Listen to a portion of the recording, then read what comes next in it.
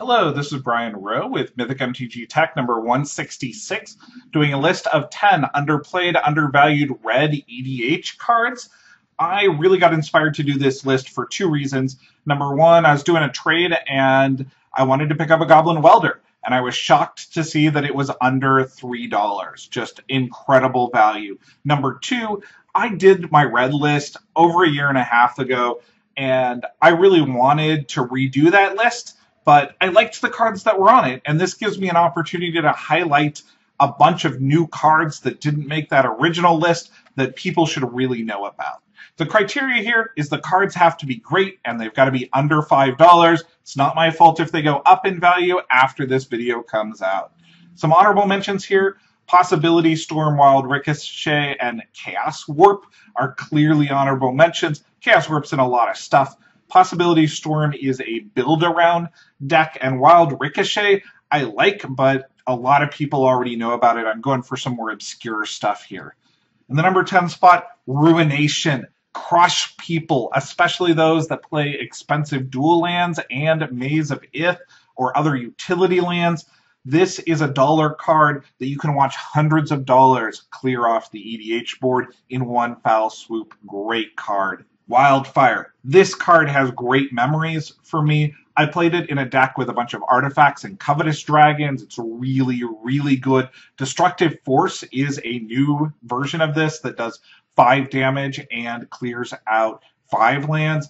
You can build around a card like this so that all your creatures survive and you're not dependent on the lands. This card is just a house in EDH. The number 8 spot here, I've got Goblin Welder. Pick it up now. It's super cheap. It's incredible. Use it with cards like Solemn and Wormcoil Engine to swap things in and out of the graveyard for massive value. Inferno Titan is often missed when it comes to EDH because it really wasn't that strong of a card in Standard. Against a tribal deck like Elves, you can often wipe out 2 or 3 of their Elves every single attack.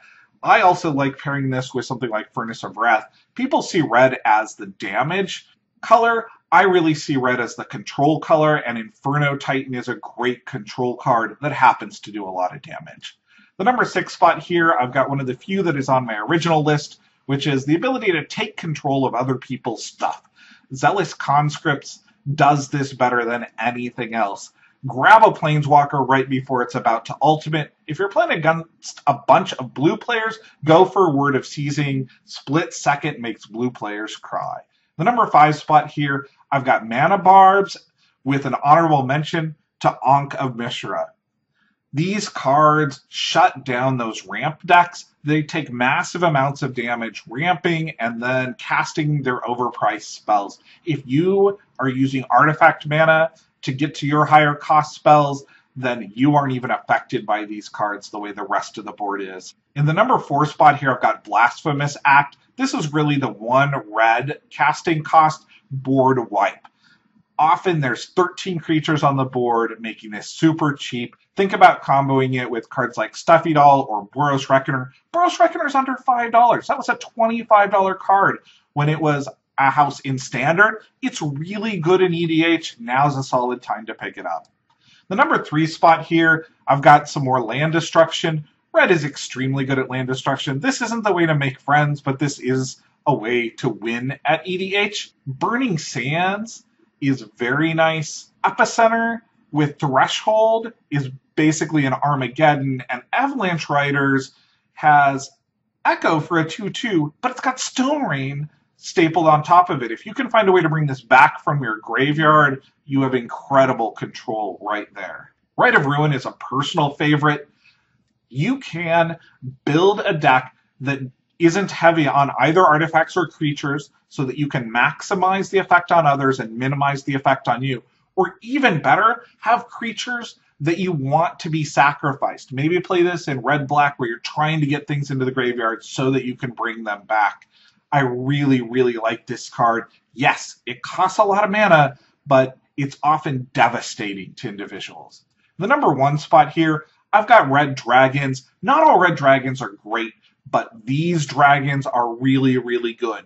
Knoll Spine Dragon can draw you a lot of cards.